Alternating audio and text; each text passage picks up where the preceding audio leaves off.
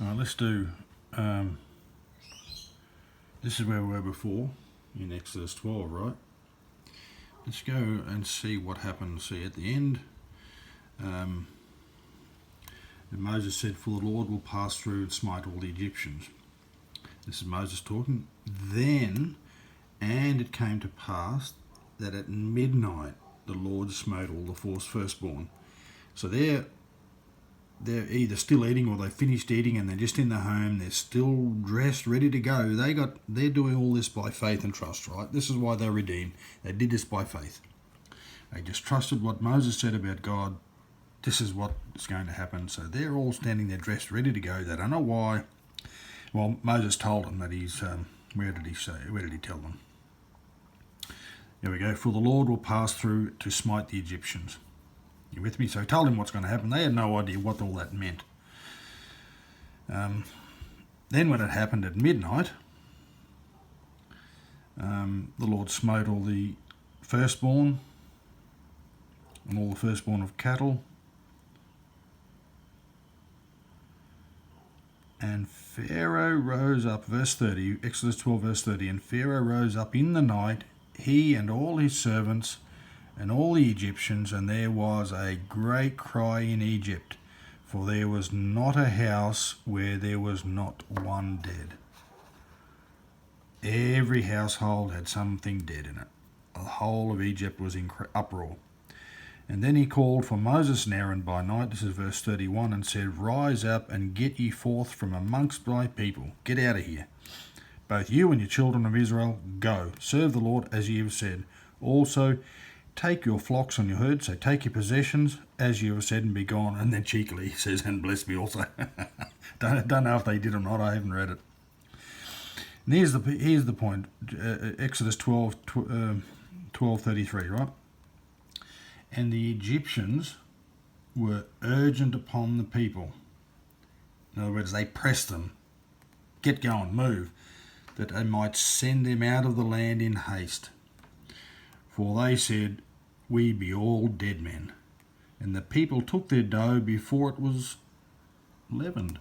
Isn't that interesting? That's why unleavened bread. It doesn't get time. Their kneading troughs being bound up and their clothes upon their shoulders. And the children of Israel, did according to the word of Moses, they borrowed, inverted commas, of the Egyptians, jewels of silver, jewels of gold and raiment. So they didn't steal it, they didn't take it. The Egyptians gave it to them. Borrowed. I'm not sure what your version says, but borrowed of the Egyptians. So that's where Israel got all the silver and the jewels and the gold and all the nice cloth and that to make the tabernacle. In the wilderness, where did Israel get all that gold and silver and bronze and brass and tapestry to build the tabernacle? Right there, that's where they got it from. And the Lord gave the people favour in the sight of the Egyptians. I bet he did. The Egyptians couldn't wait for them to leave. And they lent unto them such things as they required, and they spoiled the Egyptians. So Israelis asked for whatever they wanted, and they got it. Just get out of here. Take whatever you want. And then they journeyed. And they baked unleavened cakes and dough, sojourning of Egypt 400 years, 430 years. We can talk about that some style.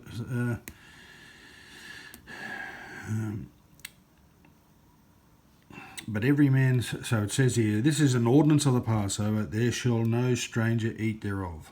Sorry, I'm holding the camera on my phone, and I'm also looking at the screen that I'm tapping my biro on here, or pen you might call it. It's called a biro pen. Biro because that was one of the first pens that we could buy off the shop.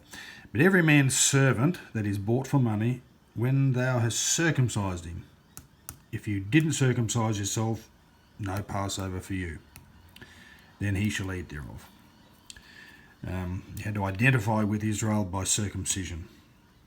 Some are equating circumcision for the Israelites as a baptism for the believer. Now, don't know what I think about that yet, but come to that another day. All the congregation of Israel shall keep it.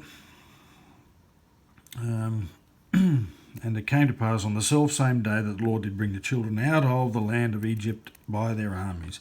So they were in there exactly 430 years. The day they went down and the day they got out. So not a day later, not a day early. Extraordinary how the Lord brought about. Sanctify me, firstborn, whatever opens the womb among the children of Israel, by mine, both man and the beast is mine. Here's the feast of unleavened bread. Just let me read it. Out of the house of bondage. Remember this day in which ye came out from Egypt, out of the house of bondage. You've got to remember they were taken out of bondage. We'll come to that in the next video. This day you came out in the month of Abib, or Nisan, or Nisan. 7 days shall eat unleavened bread. Unleavened bread shall be eaten 7 days. And you will show your son in that day, saying, this is done because of that which the Lord did unto me when I came out of Egypt. So it's a memorial. It's a remembrance thing. Just like the Lord said to us to remember me until I come, with the breaking of bread and the taking of the cup.